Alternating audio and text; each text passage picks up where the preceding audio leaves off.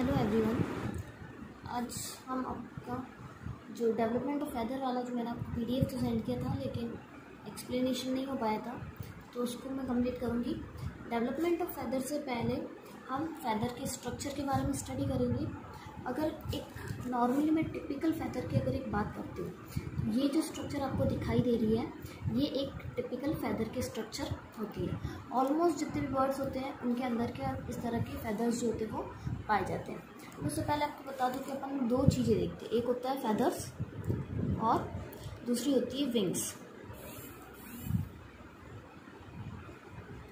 Feathers जो होते हैं, फैदर्स को हिंदी में बोला जाता है पिच, और विंग्स जो होते हैं, विंग्स को हिंदी में बोला जाता है पंख। बर्ड्स जो होते हैं, जितने भी सारे बर्ड्स, वो सारे के सारे बर्ड्स विंग्स की सहायता से उड़ते हैं। लेकिन ये जो विंग्स जो बने होते हैं ये फैदर के आपस में जुड़ने से बने होते हैं।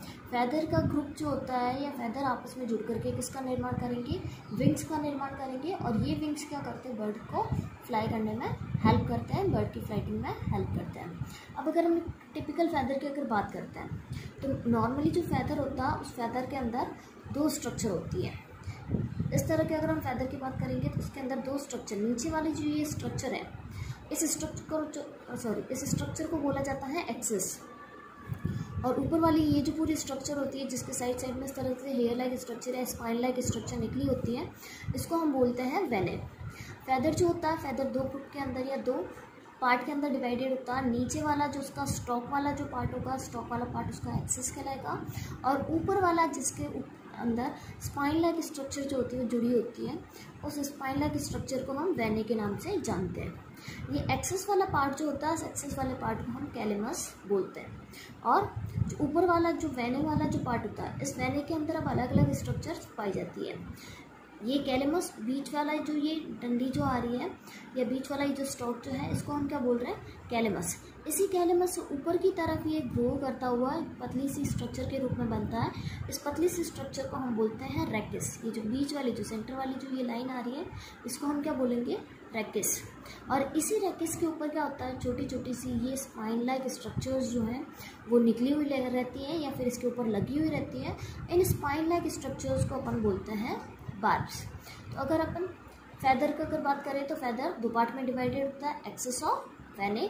नीचे वाला जो स्टॉक वाला पार्ट होगा वो उसका एक्सिस होगा, ऊपर वाला जो पार्ट होगा वो उसका वेने होगा। एक्सिस वाला पार्ट जो होता है वो कैलेमस कहलाता है, और ऊपर वेने जो होता है, तो वेने के अंदर क्या होता है, कैलेमस के ऊपर की तरफ स्टॉक लाइक स्ट्रक्चर या बीच में ग्रूव लाइक स्ट्रक्चर जो बनी होती है वो रैकिस कहलाती है। और इसी रैकिस के ऊपर स्पाइन लाइक स्ट्रक्चर या हेयर लाइक स्ट्रक्चर जो होती है वो बनी होती है, उसको अपन बार्ब्स के नाम से जानते हैं। तो ये दो पार्ट होते हैं मेन, कैलेमस और रैकिस। अब ये कैलेमस और रैकिस कैसे काम करता है तो उसके बारे में अपन देखते हैं। तो कैलेमस जो होता है,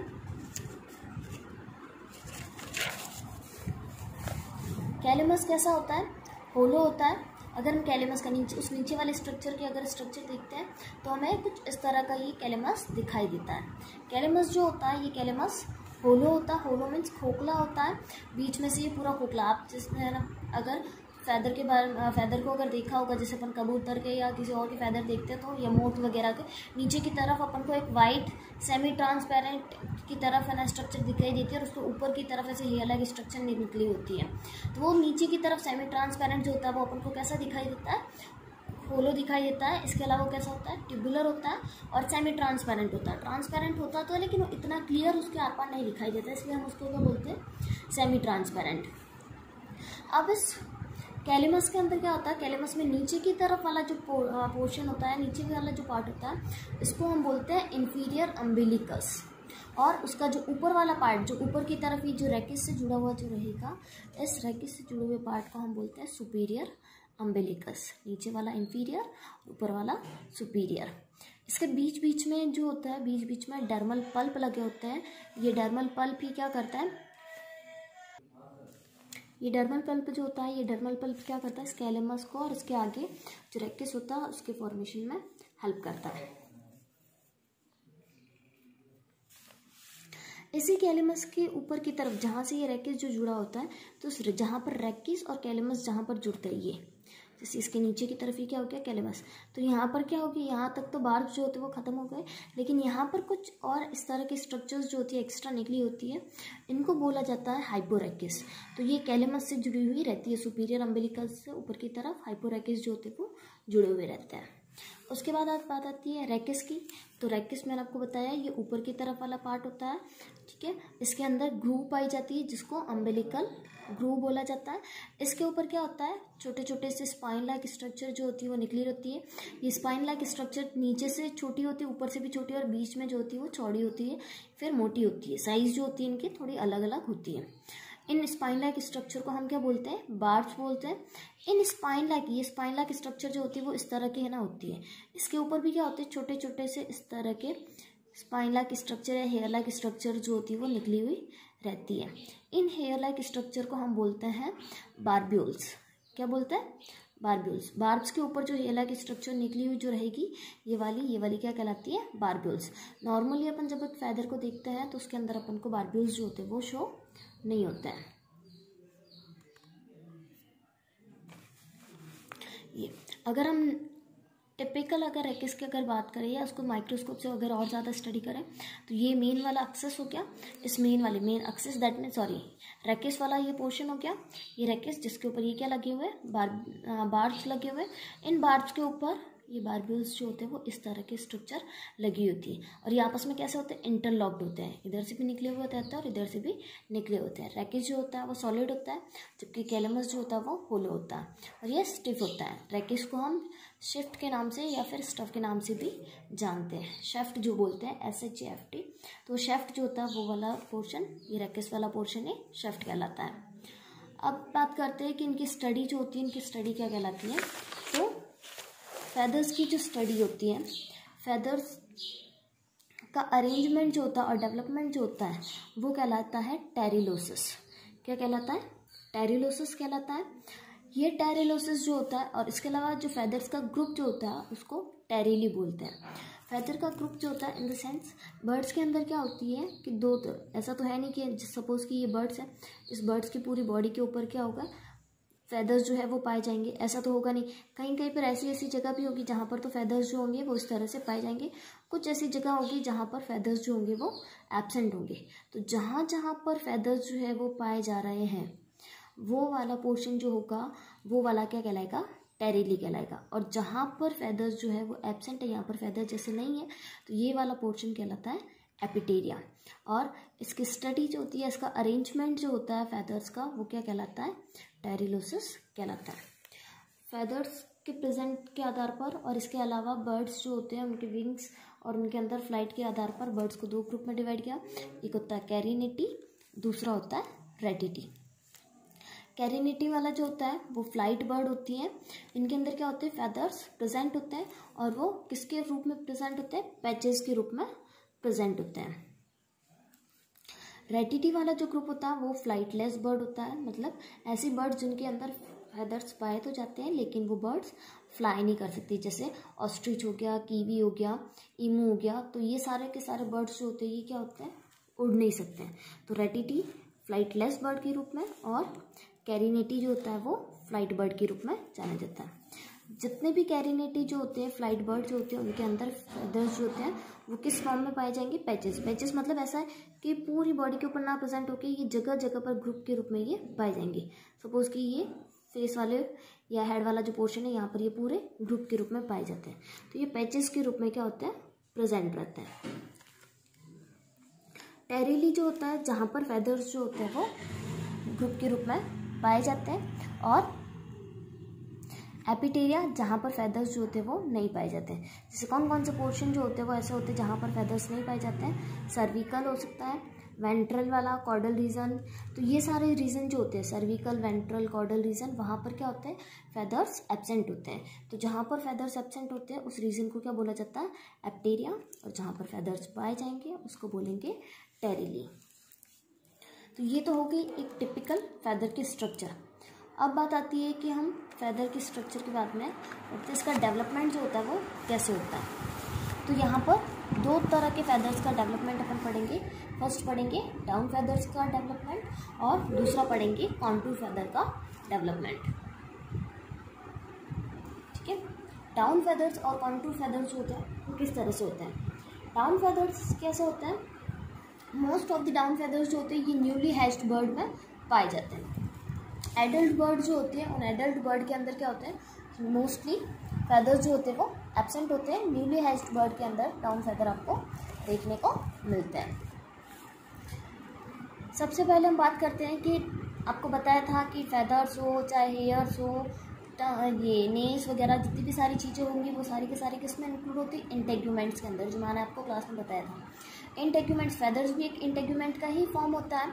तो बर्ड्स के अंदर इंटेग्यूमेंट में मैंने आपको दो चीज़ें बताई थी, एक होती है एपिडर्मिस और दूसरी आपको बताई थी डर्मिस। इनकी स्ट्रक्चर भी मैंने आपको बताई थी कि जो एपिडर्मिस होती है, एपिडर्मिस में दो लेयर पाई जाती है। ऊपर वाली बाहर वाली जो लेयर होगी वो होगी स्ट्रेटम कॉर्निया और नीचे वाली जो लेयर होगी स्ट्रेटम जर्मिनेटिवा। ठीक है, ये दो लेयर किस में पाई जाती है? एपिडर्मिस में, और उसके नीचे की तरफ क्या होती है? डर्मिस लेयर पाई जाती है। तो बर्ड्स के अंदर क्या होता है कि जो सबसे आउटर स्किन जो होती है, एपिडर्मिस जो होती है, ये एपिडर्मिस ऊपर की तरफ ये उभार बनाती है। उभार सबसे पहले कौन सी लेयर बनाएगी? जो स्ट्रेटम कॉर्नियम होती है। इसी के साथ साथ में जैसे ही ये स्ट्रेटम कॉर्नियम ऊपर की तरफ बनती है, स्ट्रेटम जर्मेनेटिवम जो होती है वो भी क्या करती है? ऊपर की तरफ लेयर बनाती है। नीचे की तरफ ये क्या है? पूरी की पूरी डर्मिस लेयर जो होती है वो भी इसके साथ साथ में ऊपर की तरफ उठती है।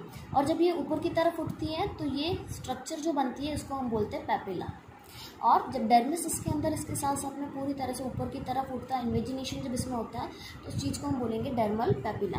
तो सबसे पहले शुरुआत होती है यहाँ पर जब एम्ब्रियो के अंदर क्या हो रहा है? एपिडर्मिस की स्ट्रेटम कॉर्नियम बाहर की तरफ इन्वेजिनेट हो रही है, स्ट्रेटम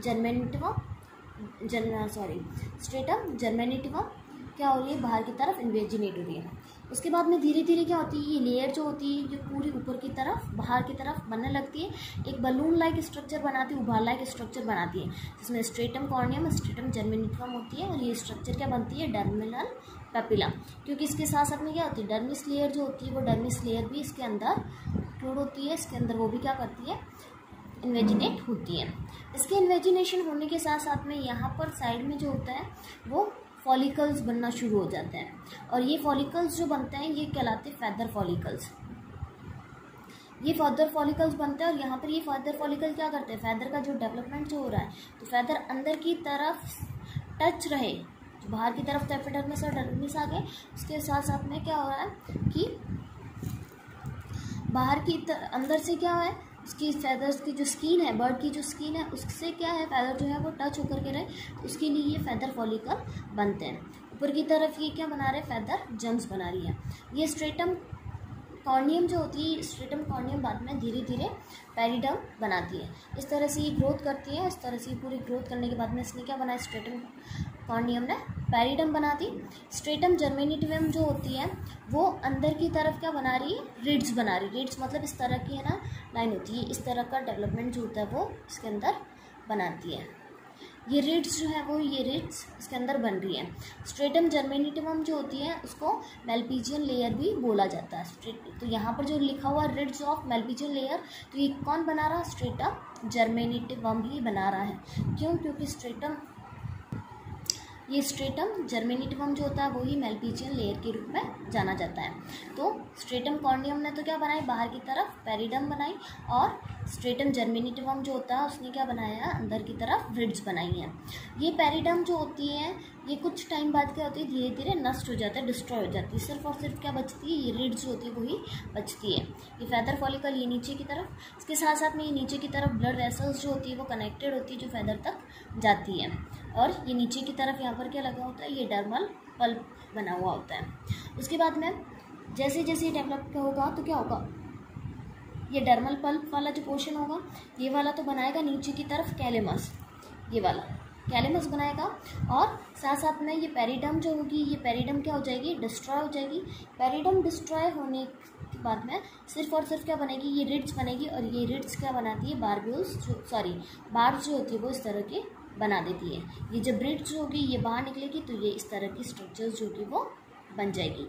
ऊपर के पैरिडम जो होती है वो पैरिडम हट जाती है। और इन बार्ब्स के ऊपर क्या बने हुए होते हैं? बार्ब्यूल्स जो होते हैं वो बने हुए होते हैं। तो इस तरह के फेदर्स जो होते हैं, इस तरह के फेदर्स किस में देखने को मिलते हैं? मोस्ट ऑफ दी जो न्यूली हैच बर्ड होते हैं उनके अंदर ये देखने को मिलते हैं। एडल्ट बर्ड के अंदर इस तरह का बहुत ही कम देखने को मिलता है डाउन फैदर की। डाउन फैदर में क्या होता है कि कैलेमस जो होता है, कैलेमस तो पाया जाता है, लेकिन ऊपर का जो रेकिस वाला जो स्ट्रक्चर होता है वो रेकिस वाला स्ट्रक्चर इसके अंदर एब्सेंट होता है। इसमें सीधे क्या होते हैं, कैलेमस से बार्ब्स जो होते हैं वो निकले हुए रहते हैं। अब बात करते हैं अगर कॉन्टूर फैदर की, तो कॉन्टूर फैदर के अंदर क्या होता है, यहाँ तक जो पेरिडम जो बन रही है, ये पेरिडम तक का जो फॉर्मेशन होता है वो तो सेम टू सेम होता है। ये जो पेरिडम बनी है स्ट्रेटम कॉर्नियम से, ये यहाँ तक का तो सेम होता है। उसके बाद में यहाँ पर क्या होता है, रिड्स जो बन रही है, ये रिड्स इसके अंदर बहुत ही कम बनती है।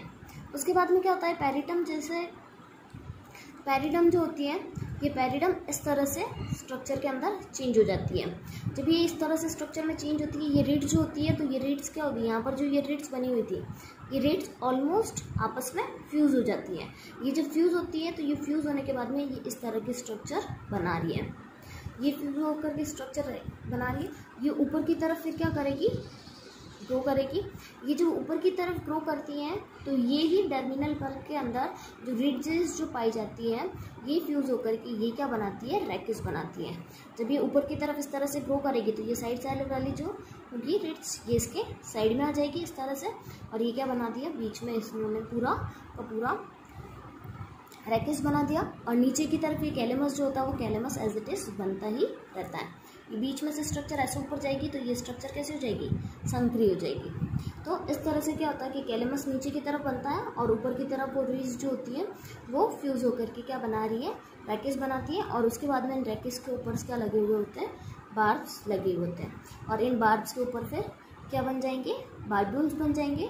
और कैलेमस और रैकिस जहाँ पर जुड़े होते हैं वहाँ पर कुछ और स्ट्रक्चर्स जो होती है वो दिखाई तो बार्ब्स की तरह ही देती है, लेकिन वो क्या कहलाती है, हाइपोरैकिस कहलाती है। तो इस तरह से डाउन फैदर और कॉन्टूर फैदर का डेवलपमेंट होता है। मोस्ट ऑफ दी जितने भी एडल्ट बर्ड होते हैं उन सबके अंदर अपन को कौन से फैदर्स देखने को मिलते हैं, contour feather, down feather, newly hatch bird के अंदर देखने को मिलते हैं। Thank you.